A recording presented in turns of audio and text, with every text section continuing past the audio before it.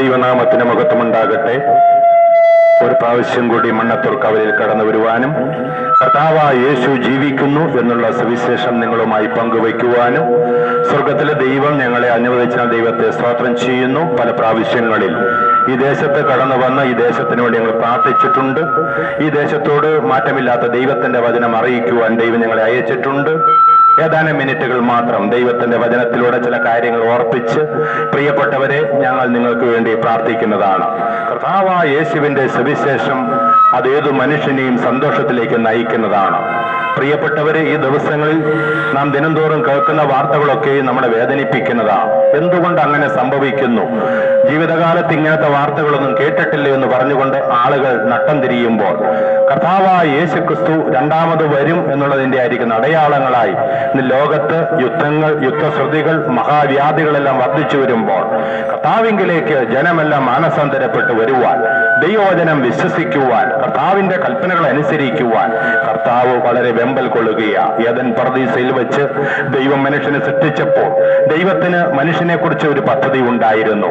എന്നാൽ മനുഷ്യൻ ദൈവത്തിന്റെ വാക്ക് കേൾക്കാതെ സ്വന്തം ഇഷ്ടത്തിലേക്ക് കടന്നുപോയപ്പോൾ പിന്നെയും സ്നേഹിക്കുന്ന ദൈവം സ്നേഹസ്വരൂപനായ തന്റെ ഓമന പുത്രനെ പാപപരിഹാര ബലിയായി തീർക്കുവാനിടയായി തീർന്നു. വിശുദ്ധ വചനം പറയുന്നു, പാപത്തിന്റെ പരിഹാരം വരുത്തുവാൻ കർത്താവായ യേശു കടന്നു വന്നു.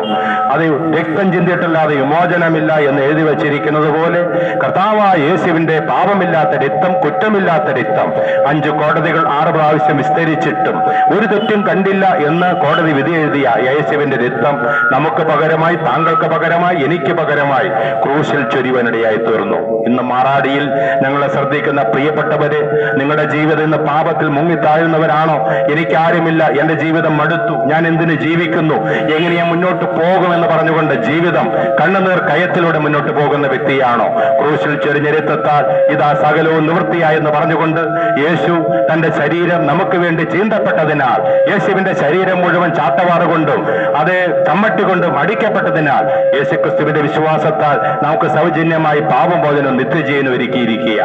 ആ യേശു നമുക്ക് പകരമായി മരിച്ചു. പാപങ്ങൾ നിരീക്ഷിക്കുവാൻ, ദൈവത്തിൽ നിന്ന് അകന്നുപോയ മനുഷ്യനെ ദൈവത്തിന്റെ അടുക്കൽ കൊണ്ട് എത്തിക്കുവാൻ, പാപപരിഹാരം വരുത്തുവാൻ യേശു മരിച്ചു. ആ യേശുവിന്റെ അടുക്കൽ വിശ്വസിക്കുന്നവർക്ക്, ആ യേശുവിന്റെ നാമത്തിൽ വിശ്വസിക്കുന്നവർക്ക്, ആ യേശുവിന്റെ യാഗത്തിൽ വിശ്വസിക്കുന്നവർക്ക് സൗജന്യമായി പാപമോചനവും നിത്യജീവനും നൽകി തരികയാ. ഈ ലോകത്തുള്ള മതങ്ങളും മത പുരോഹിതന്മാരെല്ലാം പഠിപ്പിക്കുന്നത് അതെ പാപക്ഷമ അത് പണം കൊടുക്കുമ്പോൾ, കർമ്മങ്ങൾ ചെയ്യുമ്പോൾ എന്ന് പറയുമ്പോൾ ബൈബിൾ പഠിപ്പിക്കുന്നു, കൃപയാലല്ലോ നിങ്ങൾ വിശ്വാസം മൂലം രക്ഷിക്കപ്പെട്ടിരിക്കുന്നത്, അത് ദൈവത്തിന്റെ ദാനമത്രേ, ആരും പ്രശംസിക്കാതിരിപ്പാൻ പ്രവൃത്തികളും കാരണമല്ല.